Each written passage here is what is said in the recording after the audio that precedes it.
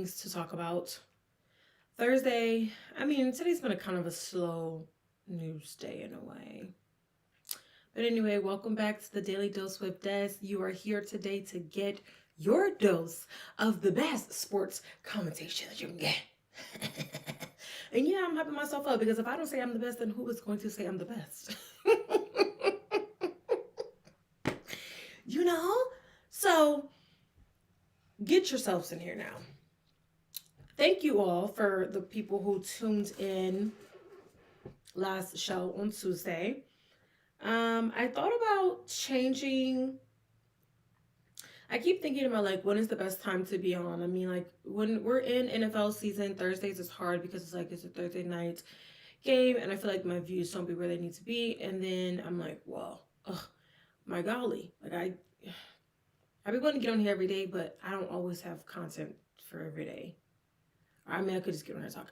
It don't matter. We're gonna figure it out. But the thing is, I've been consistent. I haven't lied to you yet about when I'm gonna be on here. So I'm on here. Yes, I'm on here early. I'm supposed to be recording a whole nother show for game day. I don't know if I'm gonna make it because I know I get over here and I start to chatting. I say I only got 8 topics, and then my 8 topics turn into 80 minutes. So listen. If you're new here, that's what we do, okay? We give opinions, but we spread the facts. I'm super duper factual over here. I keep up with things. That's what I do. We talk about all things sports and entertainment and whatever else just floats my boat. I am Des, your host. I'm still looking for a co-host, but that'll come, I guess. And this is your Daily Dose, and we're going to get into some different topics. Tank is being sued again over domestic allegations. Claressa Shields showed up with receipts and decided to respond to the beef. Okay. The Rose Bowl is suing UCLA. Hey, that's something. We're going to get into that too. And James Franklin seems to have himself a new job. We knew he wasn't going to be on the market too much longer, but that's all coming up right after the introduction. So make sure you are hitting that like button. That like button is your friend. That like button is my friend. If you haven't subscribed, go ahead and subscribe. Tell a friend and tell a friend and tell a friend and tell another friend that they all need to subscribe because we have a goal to get to 500 by time December is here. Let it be my Christmas gift. So do what you need to do. And we'll be right back right after our intro. Admit it. Turn it up, turn it loud. Got you feeling so proud. This is how we do it now. Daily Dose with Des. Got you coming back for more. All right, let's get into it, okay? We're going to just dive right in. We're going to get into it. All right? So I do want to start by saying thank you so much to Wayne. I was on the ride with Wild Wayne yesterday, and it was just great. You can watch the episode. It is out now. We did the HBCU football preview, and we did everybody from the lowers to the D1s, SLAC, MEAC, all of those things. So we talked about all of those HBCU games. It was really nice to be on there to finally talk to another person. I love when you guys talk to me in the chat, so chat me up. But it was great to talk to another live person and give my insights and feel I feel like I'm really making some progress here where people ask me to come on their podcast now and just like to give my opinion. Everybody knows I always give the female perspective. That's just what I've started and what I've been doing since the very beginning, giving Pretty a platform. So I do want to thank him for allowing me to be on his show yesterday, because that means that I'm trusted enough to get on there and to chat it up. So please go ahead and check that out. Check out that episode. I'm on week 10. And that's my favorite number because my birthday is 10/10. So we just 10s all around over here, okay? Just 10s all around. Yes. Okay. Do I got another announcement?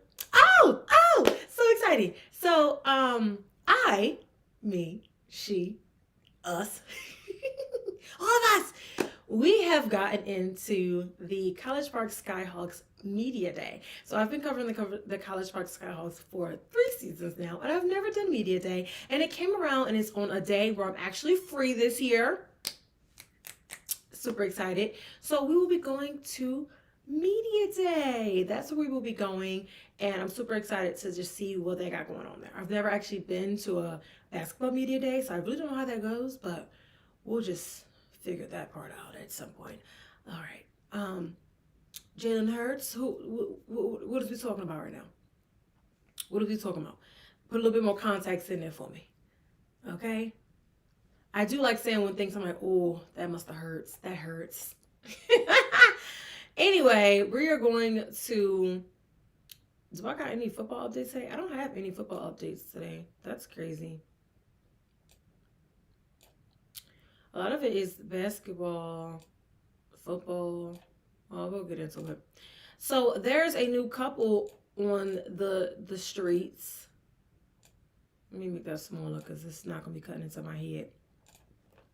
So this is not a necessarily new couple. They have been together for some time now, at least over a year. And GloRilla is starting now to be seen more on the court side for her boyfriend, Brandon Ingram. Yes. And one thing I don't know why it irks my gears and just makes me upset when I see people like, oh, the rap girlies went from rappers to athletes, and I'm like, shut up. It doesn't make it any difference. Well, it's hard to say not all rappers are bad, but I'm gonna say not all rappers are, have that stigma and everything. Like, not all rappers is bad like that. And not all athletes hold this stigma of being any better than the rappers.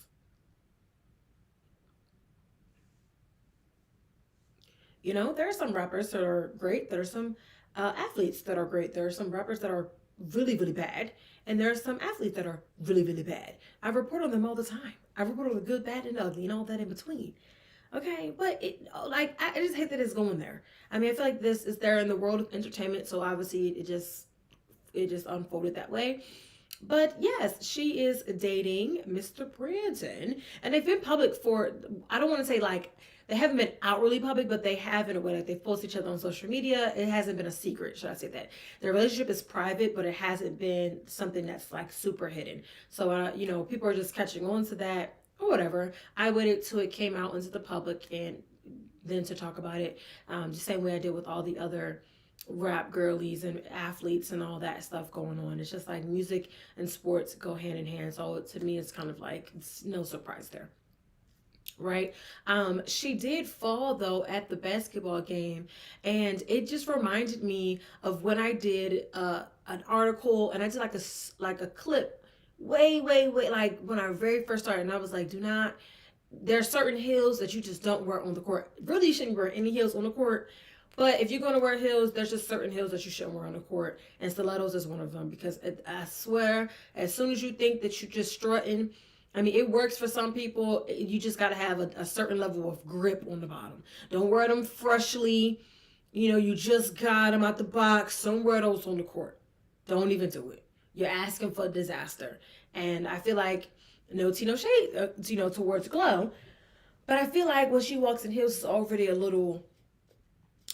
so trying to put it on the court, I felt like it was just a little bit dangerous. It was a little dangerous. And I'm known for wearing heels on the court. When I was a dance director, I wore heels on the court, but I would never wear no skinny, narrow little heel up on there. So she did fall. He came over there and he kissed her, and that's what really sparked it. The day before that, she was wearing a 3 necklace because I guess his number is 3, and she was wearing the necklace, and it was like, oh, she's wearing an iced out necklace, blah, blah, blah. But what really grabbed the tea was when she fell at the basketball game, and he came over and consoled her and kissed her. And if that's not what happened, I'm saying that's what happened, because that's the way I saw it and the natural progression of it.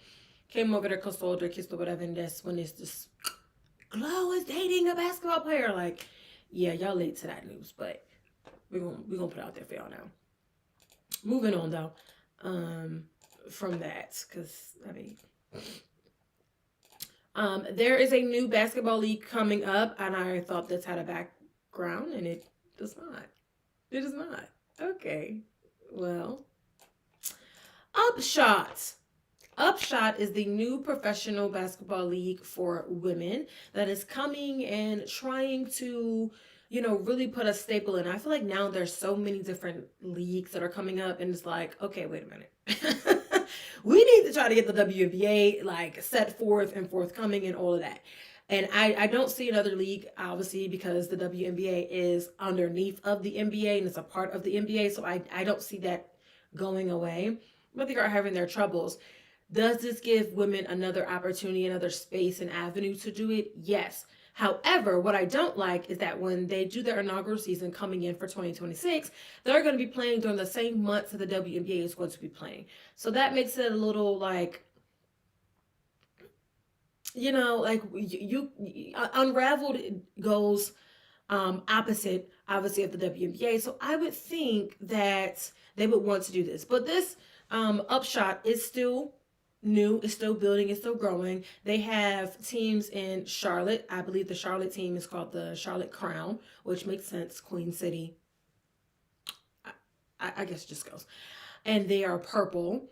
And then there's a Jacksonville team, there's a Greensboro team, and there's a Savannah team. So very close clustered and also very limited at this point. But it's coming up.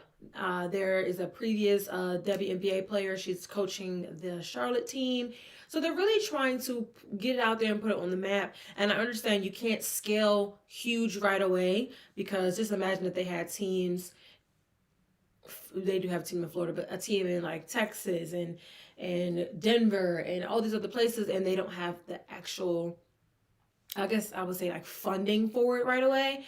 But they're trying to give women in basketball just another outlet. And what I'm thinking they're going to do, and what they're going to try to do, is I think that after the draft, all of the young ladies who do not get selected in the draft or who do not get signed to a team for a tryout, I think they're going to go in and try to then get those women to try to join their teams. And I think from there, that's how they're going to try to build up that credibility, build up their name, and build up everything that they're doing. Because it's going to be hard to compete with Unrivaled because that's started by the women in the WNBA, so you really can't compete there just yet. But it's going to be very limited because Greensboro. I don't know. Jacksonville. I talked about market research before. I understand the Charlotte market. I understand that. Savannah. I think those 3 other cities are hard markets. I don't know how well it's going to do. And then having a Charlotte and a Greensboro team where it's not that far apart from each other, Savannah, and then I'm going to check it out because their season's going to go from May to August, if I read it correctly. I think I have the article up, so I'm talking about if I read it correctly, like it's already up. But I just feel as though, I don't know, I just think that it could be just a little bit better. So they're really just trying to hit the Southeast markets. So it's the Charlotte Crown, the Jacksonville Waves, the Savannah Steel, and the Greensboro Groove. Greensboro Groove. And basically it says the league aims to bridge between college basketball and the WNBA, providing a platform for player development, community connection, and career opportunities for athletes and professionals in the sports industry. You can check it out, though, their website.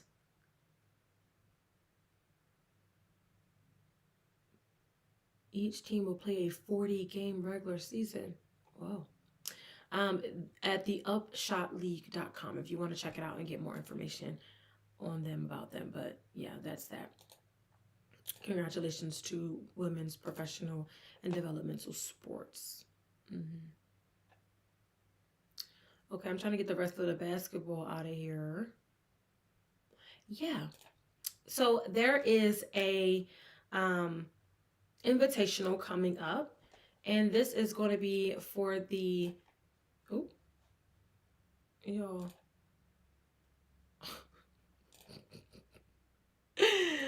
Oh my gosh, producing this my own show is just like I be trying to click, talk, watch, look at the camera, do all the things, and sometimes it be getting the best of me. Sometimes. But what was I just talking about? The Invitational. Okay. Yes. So there is an invitational. It's called the Dick Vitale Vital, the Dick Vitale Invitational, and that is going to be between Texas and Duke. I think that's two great teams. Phenomenal. It would have been great had the invitational also been with women. So this is men's basketball, and the point of this is they already have a gala that they do. I believe that the women have an invitation or something similar to this as an invitation, because I do remember watching it. But they have an annual fundraising gala where they do. Let's start over. Let's start over. Brain is moving too fast. I'm doing too much. Okay. We're not perfection over here, but we're going to get it. So, the Dick Vitale Invitational, right? This is an annual men's college basketball game organized by ESPN Events, and it has partnered, because it's going to be in Charlotte this year, with the Charlotte Sports Foundation. And this game is organized because it is paying honor to the broadcaster Dick Vitale, and it is supporting pediatric cancer research. They also do a gala, and that is held at a different time, but they use that to also raise money to have funds for cancer research, and they do it with the V Foundation. This event for this very basketball game that's going to be happening on November the 4th, 2025 in Charlotte will be against the Texas Longhorns and the Duke Blue Devils. I would have loved to see the men and the women both have a game. They could have had one slated at 6, and then the men coming in as the end all be all, and having it at 8:45 p.m. Again, I just would love to see that, because I think Duke's women's basketball is on a rise, and Texas women's basketball, in my opinion, is better than the men's basketball team to watch, just in my opinion. And they have been for some time. I could be a little bit biased too, because I like Coach Carter, but I could be a little biased. But I think that the Texas women hold just a little bit more weight than the Texas men. Again, this is just my opinion, but I would have loved to see them both go head to head, having these both schools be there. They both have really loyal fan bases, and they travel well, so it would have been great. And Duke is right there in North Carolina, so the Duke fans, they're just lights out. So it would have been great to have like a double header. Maybe they couldn't come to the night game, but they could have made it to like the 6 p.m. game. Right now, they are just having it be one game, but they are hoping that they can add obviously more teams, add a more format. It's probably going to be a little bit of kind of like one of those there are so many invitationals, the Charleston Invitational, there's so many different ones where there's literally like 2 days of basketball play, and they're just opening up. This will be the season opener for both of these teams, so they're going to be getting out there on the court and really showing. Duke has already been playing in exhibition game. I saw their game against Tennessee. They look phenomenal. You would never think that they lost their starting 5 in the draft this year. They had to start all over, because that camaraderie already on that team is already built, and they look great. Tennessee, on the other hand, they got some work to do. Rick Barnes has a lot of work to do, especially just getting a solid offensive scheme going on. And again, that's just my opinion from watching them both play. But I think this is going to be a super exciting game. It's 2 super exciting teams, 2 teams that are supposed to be doing really well in the country this year. So I'm super excited about that, and I just thought that I should talk about it, because why not? Yeah, moving on.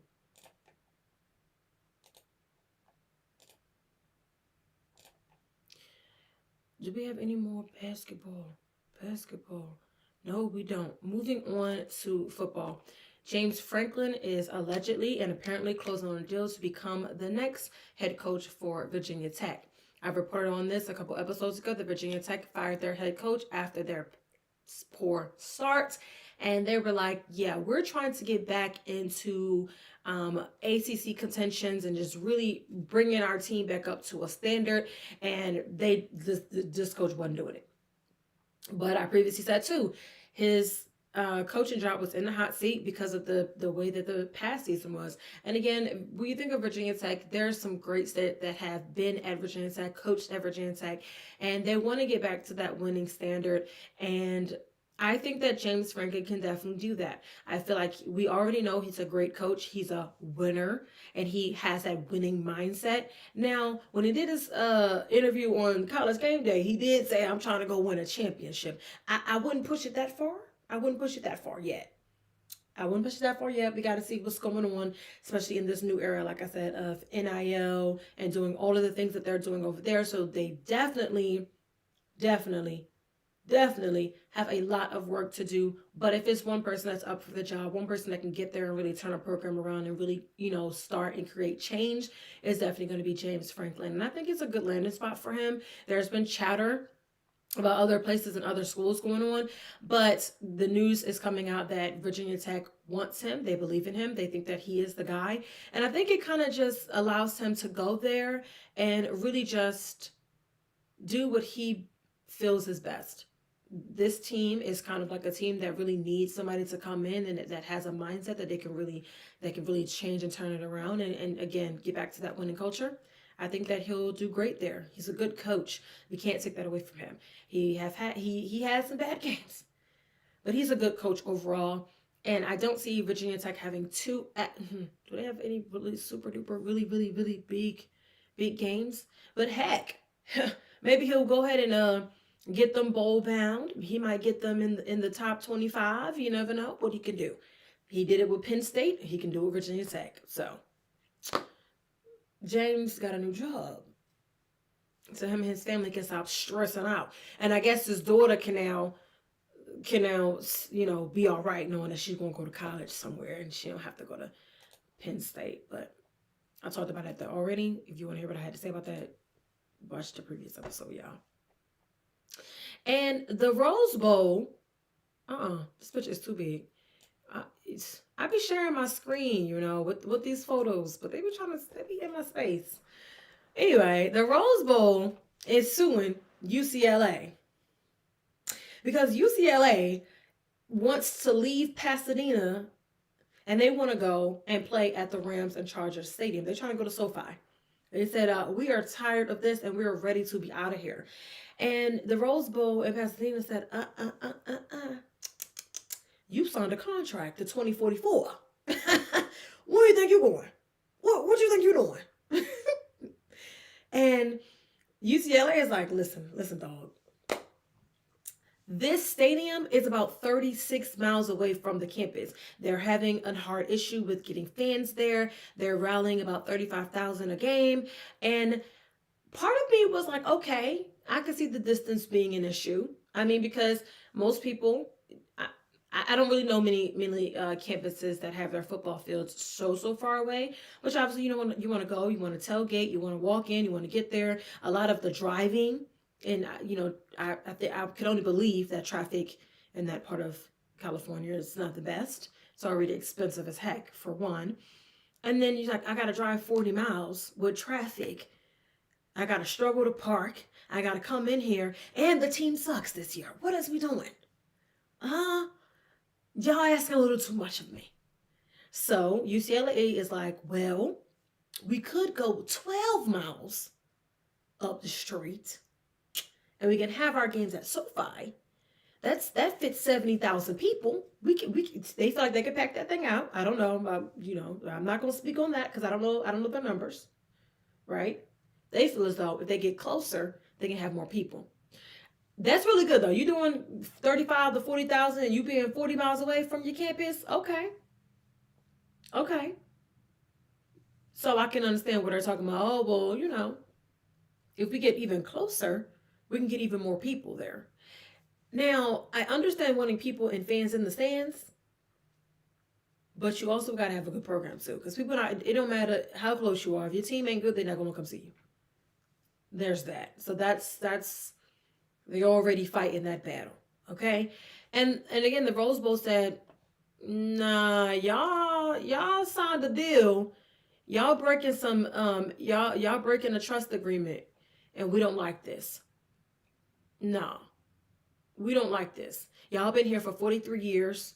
We've been, backing y'all. We've been behind y'all. This is what y'all have called home. And y'all are betraying our trust. Trying to go behind our backs and go to SoFi. Y'all got us messed up. And I mean, if the city of Pasadena definitely must need the money. 2044 is a very long time. I'm sorry, I said 36 is 26 miles from campus. That's still long, though. That's still long. 26 miles away? Considered to 12? I don't even like to drive. But they could get charter buses and things like that for the students and for fans. People. If you in California, you have to have some type of money. Let's just put it there. You have to have some type of money so they can get buses to charter them. The 10 to 12 miles would be way cheaper than trying to charter them to get to something that's 26 miles away. I don't know. But the lawsuit is in, the lawsuit is there. It's there. And it's 200 pages long. So the city of Pasadena is not playing about their money. They're not playing about that contract. They're not playing about that stadium. They like, what we gonna do with it? Y'all leave us here with this bill. What we gonna do with it? How we gonna, what's up? I don't know. I don't know about that, but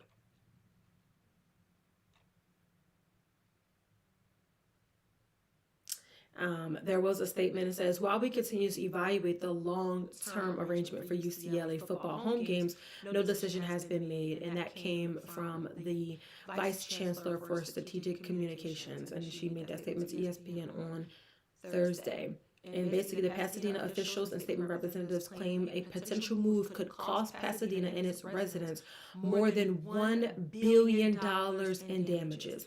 City officials said that in the suit, the taxpayers have funded more than $150 million in renovations, with an additional $130 million in bonds that were recently refinanced for additional upgrades.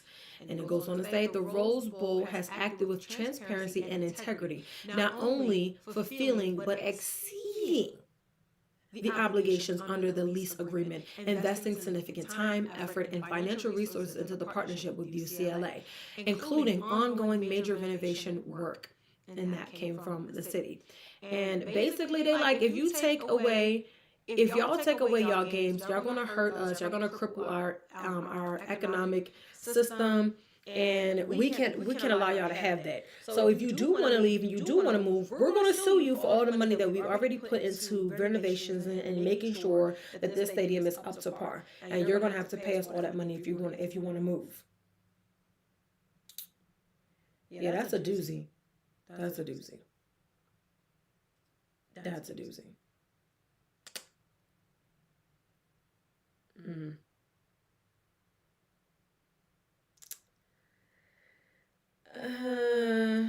I don't know. The Rose Bowl Coliseum, the Memorial Coliseum has been there since 1982. I don't know, y'all. Pasadena clearly relies on this money coming in from the games and all that for them, and then you're paying taxes on a stadium that they don't even want to use anymore. But we're going to follow this one. We definitely going to follow this one. Okay. Let's move on, though. Crazy. Moving on into boxing. So Claressa Shields came out and she responded to the beef. Not with me. She ain't going to be for me. She ain't going to be for me. Okay? Not me. I don't want no parts. But I've been an advocate for Claressa Shields over here on this channel. You guys already know that. I've been, I've called her out when she was right, called her out when she was wrong. And I did sit there and watch her 20-minute video of her responding back to Laila Ali's video of her saying and trying to debunk Claressa Shields. And I mean, honestly, I'm being unbiased here. She did make a pretty good comeback. The receipts was kind of receipting. Okay, because she had clips in there and everything. She went back to the way back. She addressed when this beef started, how it started, and she addressed that, how Laila Ali had, things to say. And I don't say beefs because Ronda Rousey didn't, that's her name, right? Ronda Rousey didn't respond back to Laila Ali at all. But, when it was time to talk about the support that she has with the younger boxers and the fighters and just that community coming up, the clips show that Laila Ali has not been the most supportive when it comes to the younger boxers and fighters in the generation.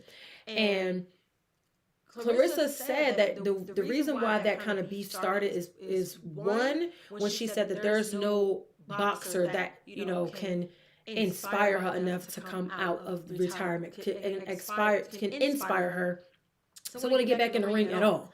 And then she talked about, well, if the money right, then I might just have to, right?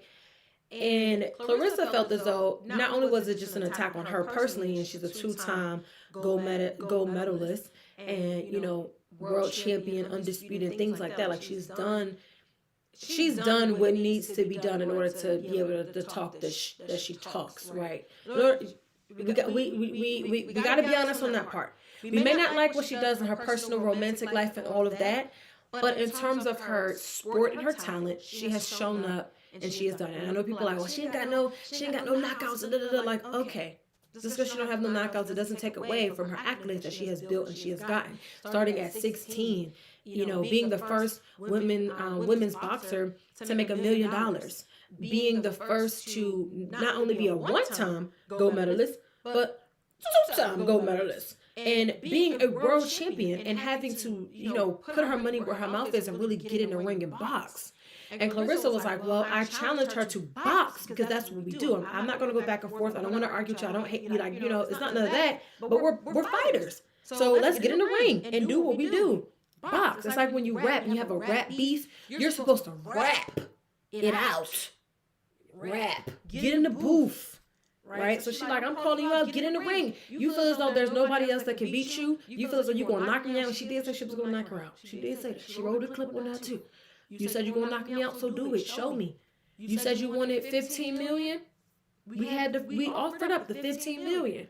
So, honestly, she ate with that one. I give it to her. She ate with that one. And her response. And I know people are like, this is childish. You shouldn't be responding. You got a beef and all that. It's like, hold on now. Hold on. At what point does somebody take up for themselves? And now people can't take up for themselves, right? So Laila Ali goes on and does a video, a 20-minute, 40-minute, something like that video. 20 minutes. I won't say 20 minutes. I say both for 20 minutes. Do a 20-minute video, calling her out, saying that she's lying, all the jazz. But Claressa responds, and now y'all dragging her. Drag both. If you're going to drag both. Neither one of them should be doing it, right? But at some point, you have to come out and defend yourself, defend your name, defend who you are. And I think that she was right in doing so. Because how many times are you going to have somebody continue to speak on your name, speak on who you are, try to say that you're lying, try to say that you started the beef and you called her out and that's why she was mad, when in reality, it kind of looks like Laila Ali is the one that kind of started and beefed up the beef, and then Claressa was just the only one bold enough to respond. Right? And granted, a lot of the interviewers are asking her these questions and are probing to get some of these answers. And it's like, all right, maybe she doesn't, she's not just randomly bringing it up, but if you're going to answer and you answer like a hater, then the girl going to see you as a hater.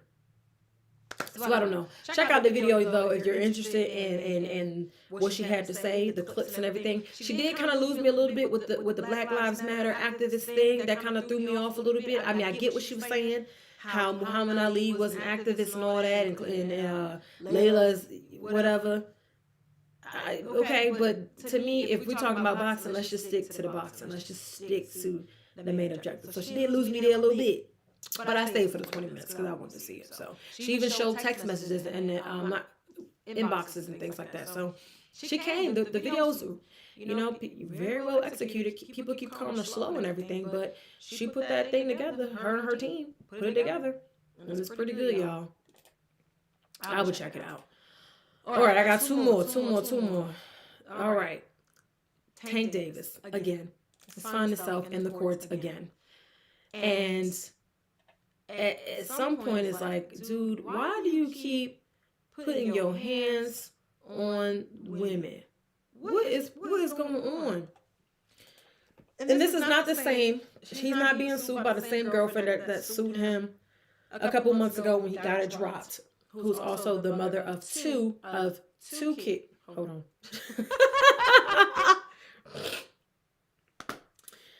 He was sued a couple months ago by the mother of two of his children. He has 3 children total. And eventually she dropped it, let it go. He probably paid her some money for her to drop, the lawsuit or whatever. But she was at his throat. She really was. And I didn't think that she was going to drop it, but she dropped the case. This is coming from another girlfriend. And this girlfriend is in Miami. And she is alleging, right? She's alleging, this is crazy, that Tank came to her job at Tootsie's. So she works at Tootsie's in Miami. And she is a VIP cocktail server. And they say that he drugged her and took her to the back room where wasn't any cameras and lit her up. Put his hands on her. And then she said he drugged her through the kitchen, through the back, through a stairwell, and he physically was assaulting her and took her out to a parking garage and was physically assaulting her and putting his hands on her. And essentially saying that she wasn't responding back to him. She wasn't doing what he told her to do. So he said, I'm going to come and get you. Allegedly, there's also text messages where he typed to her, I will kill you. There's another text message where she said that she feared for her life because he said that he is on the way to her crib or to her house. Literally, the text message said, I'm on the way to your crib. That's what the message said, allegedly. And that he was going to pull up, and now that she has to stay with family and friends because she's at fear for her life because of the way that he keeps putting his hands on her. And in the lawsuit that's being, and ESPN gathered the lawsuit because he has that exhibition fight with Jake Paul coming up on November the 14th. So, of course, they're going to throw it out there and they're going to let it be known that he has a lawsuit, and they're going to try to put out whatever they have to put out as we lead up to the exhibition fight. But that fight is still going to happen, I believe. And the ex-girlfriend is Courtney Russell, or I'm going to say Russell because it's Orossel, so Russell. So Courtney Russell is alleging aggravated battery, false imprisonment, kidnapping, and intentional infliction of emotional distress. This is a civil lawsuit. This is not criminal. Why is it not criminal? I don't know. It doesn't say that. But the lawsuit, 2 months. 2 months ago, his previous lawsuit of domestic violence was dropped by the girlfriend. So now, 2 months later, this one arrives. Courtney did file a police report, so that kind of, she wanted, I guess, get in front of it and put herself out there. So she did do a police report, and she's just saying, like, she's just tired of it. And it's saying that the first incident took place on September the 2nd. That's when I said that he, rolled up on her. And then the second incident took place on September 23rd. And he basically choked her out in public at Playa Miami. And that's a restaurant. So he basically choked her out because he said she was cheating on him. And he said, you don't know who I am. You got me effed up. I'm about to hand it to you. And it also says here that Courtney has said that she is currently suffering PTSD, anxiety, extreme fear because of Tank Davis. And they are demanding compensation and punitive damages along with a request for a jury trial. She wants this to go to the jury. She don't want just the judge to say. She wants to get in front of a jury, which they won't necessarily be a jury of his peers because his status. I don't see other boxers coming to sit in on the jury, so I don't think that's going to happen there. But he will be in front of people from Miami, and she wants them to decide on this case. She said, I want to take it all the way there. All right. And obviously they put in this article and report that he has had numerous run-ins with the law over the past years, including charges related to domestic violence, fleeing the scene of a car accident. Several cases have been dropped, but he was sentenced to a 90-day house arrest and 3 years of probation for a 2023 hit-and-run accident in Baltimore. They reached out to his representatives and they have yet to respond. They have yet to say anything as of right now. And it says that they wanted to see if this lawsuit, if this trial, if him going to court and having to face her is going to have any effect on the fight for November the 14th. And again, hasn't responded. He said, nah, we're not going to entertain that. And honestly, we've seen videos of him before, like actual videos of him before, putting his hands on the women that he's with. So this is nothing that is new. And part of it is like, okay, the timing of it. Did this come out at this time to try to take away from what's happening on November the 14th? We don't know. That's not in the lawsuit, it's not in the article. And then you probably scratch your head and think, well, will she drop this? Like, he probably paid the other ex-girlfriend, the baby mama, and she was like, okay, I'm going to drop the charges. And now Courtney wants to get paid. So again, it's not I'm not believing the victim. It's not none of that. It's just questions that come up in your brain like, okay, well, the timing is questionable. What's going to happen is questionable. Is she going to see it all the way through? Seemingly like she wants to see it all the way through. She says that she wants to take it to trial. And she obviously feels as though that she has enough compelling evidence to prove beyond a reasonable doubt that he did do these things to her. And when it comes to it, I don't know the laws in Miami, Florida to see of why this wasn't a criminal case and why she didn't actually press charges on him and why she's just suing him. I don't know that much yet. I would have to really dive deep into it. But it's like, dude, it's exhausting. It's exhausting. Because like, dude, just stop being with people you feel like you have to put your hands on. Stop putting your hands on people. You shouldn't be putting your hands on anybody, and you a boxer, for one. Your hands are certified. You darn sure shouldn't be putting your hands on no women. That's not what you should be doing. You shouldn't even be lifting a pinky finger toward no woman. Come on, dude. Like, what is you doing? What is you doing?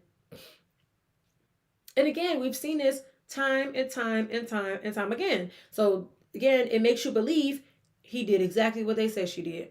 But then again, it's like, well, maybe he didn't because they dropped the charges. It's like, I need one of y'all to stick it through so we can actually see what's going on. We need all the evidence, all the proof. We need to see what's going on and what he's really doing. Is he really being a terror in your life? Put him out there. We need to see it. We've seen a couple videos where he did it in public, where he dragged her. I believe was it a boxing match or was it a basketball game? One of these events. And the young lady that he was with, I don't remember her name. I just remember seeing the video, and he drug her from the court side out of the arena. And it's like, dude, stop. You do things in public. Do you think that people don't see you? I know you short and all, but do you think that people don't see you? You're not invisible. People know who you are. Lights, camera, action every time you go outside. So it just doesn't make sense. Like maybe mentally in the head, he's not all the way there. He needs some help for sure. And he needs to be punished for his actions, but he never gonna get punished for his actions if they keep dropping the lawsuits. Somebody got to stick to it. Yes. Hey, Sharice. Hey, girl. The comment says, I was just about to say that. Keep your hands to yourself, because right. Why are you not keeping your hands to yourself? Come on. Like, keep your hands to yourself, my brother. What is you doing? It's mind-blowing to me. You know, some people would say he keep putting his hands on women because he like men. He fighting those demons. I don't know. I'm not saying that. I'm just saying I did see that. Okay, that's allegedly. Oh, this is allegedly though. Listen. I told you I'm still a small fish trying to build it up over here. We need to get sued. But it doesn't make any sense to me either. Of why he keeps getting with these women. And obviously he knows that he controls them some type of monetary way. And then you beat him up. And you don't think that either somebody's going to have seen it or they're not going to eventually come out and tell once they're officially like fed up. And to me, it seems like this girl's fed up because she's like, she can't even live at her own house. She got to live at somebody else's house because he keep threatening to come over to where she live and put his hands on her and then drug her. First of all, babes, you dragging me at work is crazy. And you can't tell me nobody, if you talking about they drug you through a stairwell, a kitchen, outside in the parking garage, in the back room, somebody saw you. Somebody saw him and didn't do anything. That's my other problem. I know that there's men in Tootsies. There's men in Tootsies. Security in Tootsies. And you don't protect your staff? We don't care if it's Tank Davis or not. If he coming in there and putting his hands on her, choking her up, you don't want to protect your employee? I wouldn't work there no more. I understand I may need the money, but I would find me a new club to work at if you can't even protect your employees from somebody coming up in here and choking you out. This ain't Medea. This ain't 1-800 choke that hoe. What you doing? Excuse me, Lord Jesus. I'm sorry. But I'm just saying. Like, we have to make it make sense because it's not making sense. It's not making sense to me. And her home is different. Nobody's probably there. But she probably do got some Ring camera footage and things like that. You know, nowadays, that's how people be getting exposed through those Ring cameras. I'm just saying, listen, Sharice, I'm just saying, they say when the men be fighting the demons and they be putting their hands on women, a lot of times it's because they're fighting demons of wanting to be with men. I'm not saying that he is. I'm not saying that. I'm just saying it's making a little bit more sense when you look at it. Like every woman he's been with, he's put hands on, allegedly.